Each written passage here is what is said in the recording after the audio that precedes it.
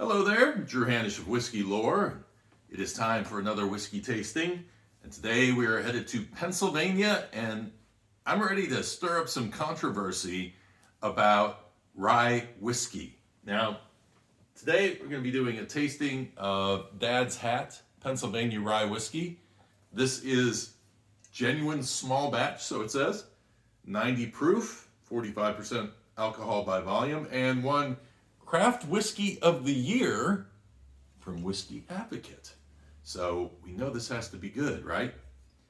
Well, in reality, I can tell you that I know it's good because I was at Bardstown Bourbon Company and I'd long wanted to try this whiskey.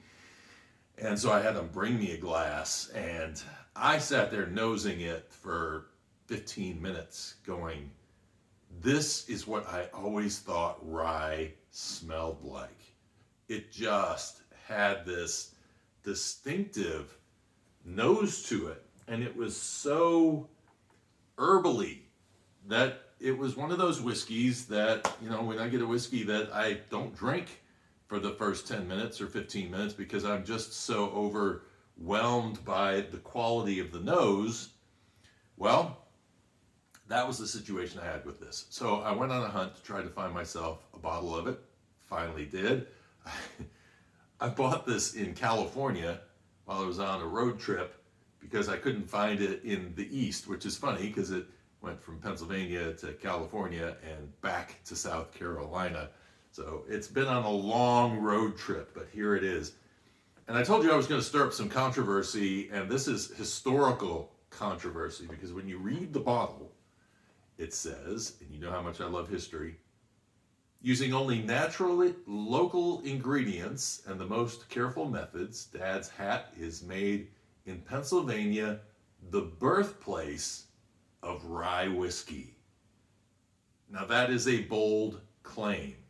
And of course that sends me right off to, there is no doubt that the popularity of rye whiskey is thanks in no small part to Pennsylvania and Maryland. But is Pennsylvania really the birthplace of rye whiskey? So I did a quick search on the internet to try to find out some information because I know that there's a lot of German influence in the use of rye. In fact, around the 6th century was the time period when the Germans, or the Saxons at that point, brought rye to Great Britain, and so, or to Britain or to the Isles, because it wasn't Great Britain yet at that point. And so that's about where my knowledge of rye begins, and of course that was making rye bread. But what about rye whiskey? And I've heard a lot lately talked about the fact that Germany has a rye whiskey distilling industry that is starting to really grow, and that there's over 20 distilleries now in Germany, and rye is one of the whiskey styles that they are focusing on. So I was looking around, I found this article in the Daily Beast, and they quoted a letter in the Massachusetts colony from a man named Emmanuel Downing, writing to John Winthrop, and this was on April 13th, 1648, and here is what he said.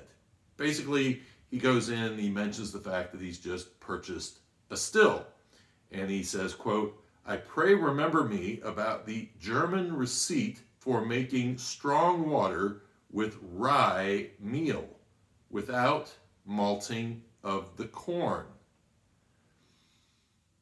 Now, nobody could speak English back then. You have to dig through this stuff. The writing is so bad. It's so hard to comprehend what the heck there's the receipt. Is he saying recipe? What's he saying? Okay, but this kind of reminds me of the controversy of George Thorpe at the Jamestown colony and whether he was actually making the first corn whiskey in the history of North America. Because same style of writing, and basically it's guilt by association. He had a still and he was making corn beer. Nowhere do they say that he was distilling corn beer to make corn whiskey. But it's assumed that because he has a still and he's making corn beer, that, like Reese's peanut butter cups, they bump into each other and suddenly you have corn whiskey. And this is sort of the same thing. It's saying the man owned a still. He's bragging about owning a still. And he's talking about rye meal and a recipe. And he's talking about not needing to malt with corn. And so we hear malt and we go, well, why would he need malt unless he was needing the enzymes to create whiskey?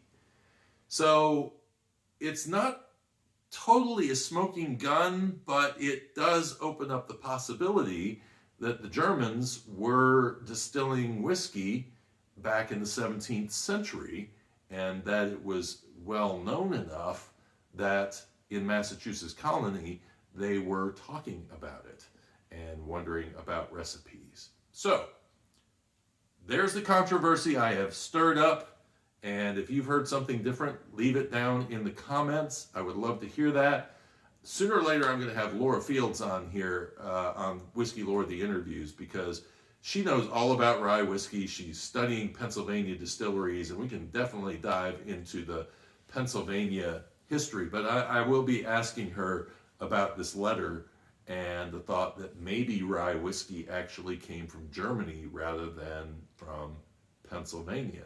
And a lot of German culture there in Pennsylvania. So, in a way, it would make sense that they brought over that tradition with them. But a lot of corn lovers out there say that, and Michael Veach is one of those who discusses the fact that, yes, the Germans knew rye. They knew how to grow rye. When they got here, they saw how they were making whiskey, and the Scots, Irish were making whiskey, and they went about making their own whiskey. So, and using rye to do that. Would be interesting to know. So, all right, let's dive into this whiskey and see what it is all about and see how my memory of this relates to what I'm going to experience now. Yeah. The thing about this whiskey is that the nose is so distinctive. It is definitely rye. It is definitely lemon fresh herbal rye.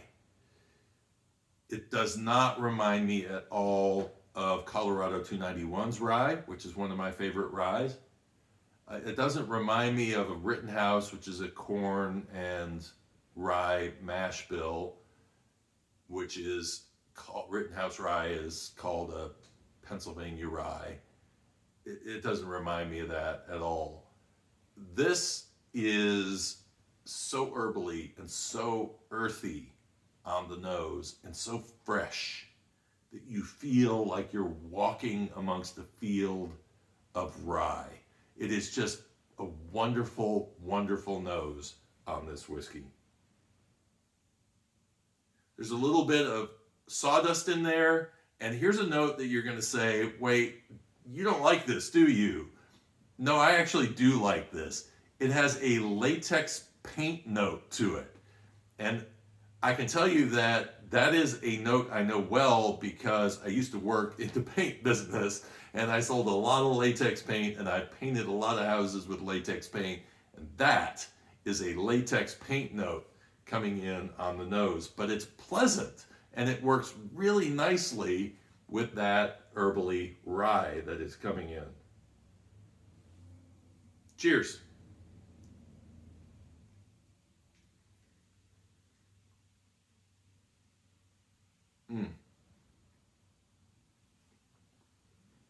Spice. That herbally rye again comes through on the palate. You sense in the mouthfeel a little bit of the caramel coming from the barrel, maybe a little vanilla. but really a floral kind of a vanilla that plays with that rye and really complements it. This is 80%. Ooh, the paint, latex paint note is there as I'm drinking it as well. It's really interesting because I think, in a way, I relate that to the rye taste as well. It's just an interesting blend. 80% rye, 15% malted barley, and 5% malted rye. So kind of like Colorado 291, they're using a malted rye in there as well. I think this is a fascinating whiskey, and it is one that you're either going to love it. If you love that herbally rye character and you're in love with rye, because this is straight out rye. There is not really, you're not getting a corn influence on this or anything. If anything, you're probably getting a little mouthfeel from that barley, and you're getting just a nice heavy dose of pure rye, a little latex paint. I hope you enjoyed this tasting, and if you learned something from it, or you're inspired by my controversy and you're going to go help me dig through the, if you know German, go dig through some old textbooks in Germany and see if you can find anything about Germans and rye whiskey back in, I don't care, 12th, 14th, 18th century, it doesn't matter. Just, something to show that they were making it earlier than now, when we know there definitely is a German rye whiskey industry out there. Anyway, give me a like if you enjoyed today's episode. Subscribe if you would like to see more of this content. And until next time, Danke schön, and cheers and Slan Java.